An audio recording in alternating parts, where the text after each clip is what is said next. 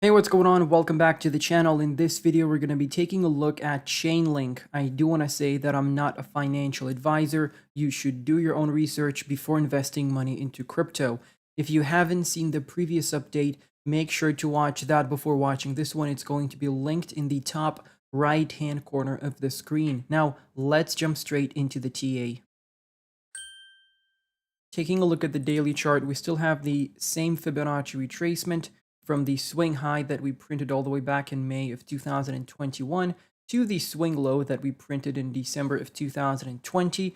And as you can see, we have been in this flat for almost a year now. This is a very, very large accumulation zone. And I think once we start breaking out of it, the impulsive move to the upside is going to be pretty significant. So I'm not going to be swing trading any Chainlink for the foreseeable future because I just don't want to risk it, because it's not really worth it, making that extra, $100 on a swing trade when you can just wait a little bit while you get overextended and the profits are going to be way greater than that. So our immediate resistance level above is going to be $8.10. We've run into this level many times, and once we are able to break above it, back test it as support and solidify above, that is going to be a very bullish signal because we are going to be getting above this swing low at that point. And after that, our next immediate resistance is going to be the 0.786 at $12.18. As you can see, this is something that we retested back here in December of 2020, in January of 2021, in March of 2022, before we lost that and dropped below in April. And ever since then, we haven't been able to come up and back test that as resistance. So that's still something that we are targeting here at $12.18.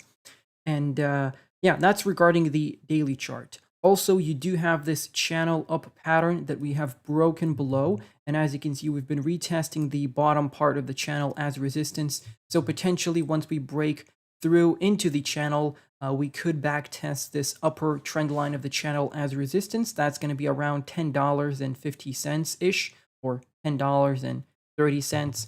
So around that area, once you start breaking in there, you could get rejected from that point.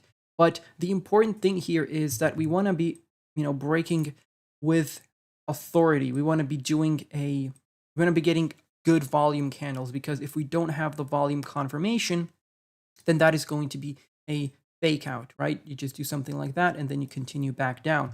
And as you can see, we tried to do this on multiple occasions in 2022, but we failed every single time. So hopefully this time, once we do it, we're going to be able to stay above the first fib level, which is at $8.10. Now, anything below $8 is a very, very cheap price for Chainlink. I think my average buy-in price is around $6.60 or something like that. And I do have a good position in Chainlink. So that's what we can see for our short to mid-term targets. Obviously, long-term, we are going to be targeting the golden ratio here at $16.77. Potentially, we are going to be retesting that in August this year, once crypto is going to be seeing that sort of bull trap, you could say, because we are going to be seeing bull traps here and there, but the major ones are going to be probably in August/September, because usually you do see those peaks in those months. For example, here is July, or usually it's July, August, sometimes September, but usually it's within the summer. So July 2019, we had this local high here. Moving to 2020, where is that? Well, that was October, so that really didn't work. So we dropped down for a year. Then what else did we have here? September, October, and January. Yeah, but it's better visible on the Bitcoin chart. But as you can see, something like this could be happening here, where we have that bull trap before the bull market. Because I think what we're doing right now is we are in this phase here, right? We are here, and we're going to be doing something like this into August, and then we're going to be pulling back down into September, October, and then we're going to start moving into the bull market just like we did here.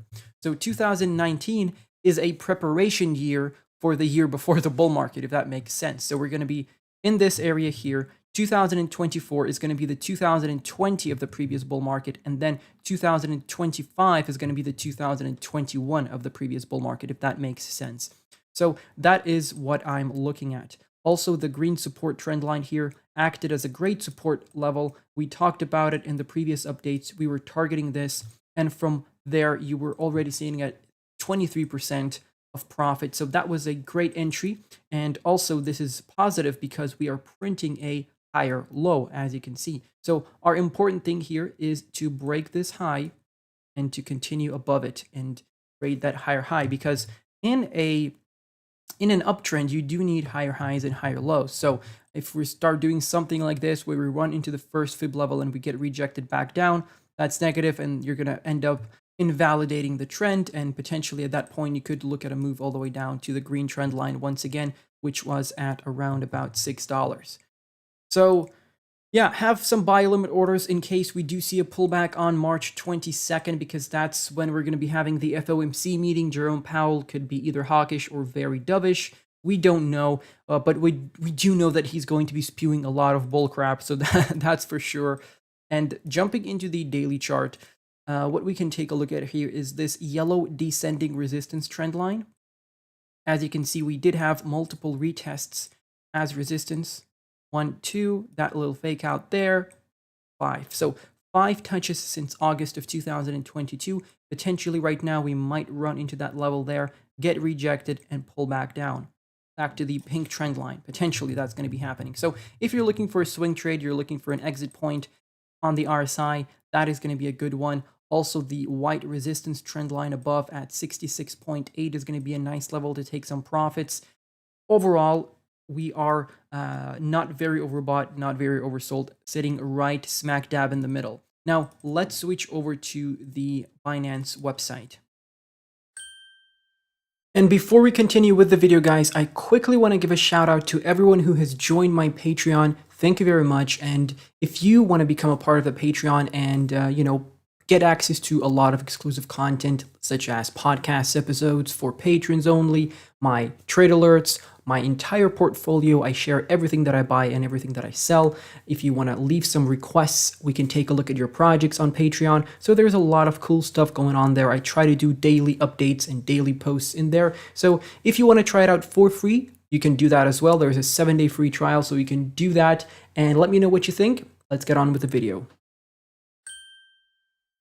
Taking a look at the weekly chart, as you can see, we do have this potential falling wedge from what we're seeing here as we're getting tighter and tighter towards the apex of the pattern. So if we do come back down with a flash crash, potentially the blue support trend line is going to hold us up at $5.25. At that point, we're going to be losing this low that we printed in December of 2023, or January 2023, I should say. And that's going to be negative. So we want to be holding this low. We want to stay within the realms of this green support block. So even something like this is going to be okay, but that is going to get me worried just a little bit, but not a lot, because I do know where crypto is going long term. So if we get Chainlink at $5, I'm probably going to get more tokens. But you can see we're running into the resistance level here of the upper blue trend line, and we've done that multiple times previously. Once in August, once in November last year.